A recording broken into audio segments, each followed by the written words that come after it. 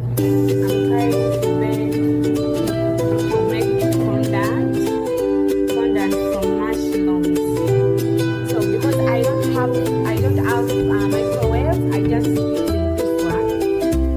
So I just put the mushrooms in the bowl, then I put it on the hot water, then I start cooking like this to avoid this something around because I just need without it.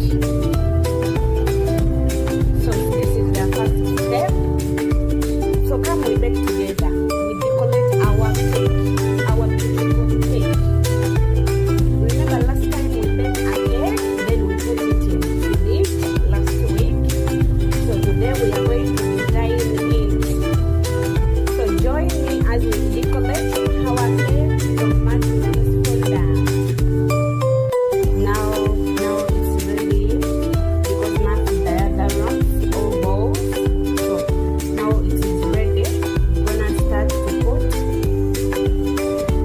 icing sugar. After removing it from fire, you leave it 5 minutes so that it will warm because you cannot put icing sugar when it is still hot. So you have to first leave it become to warm it to get cold so that we put little icing sugar. Don't forget we are making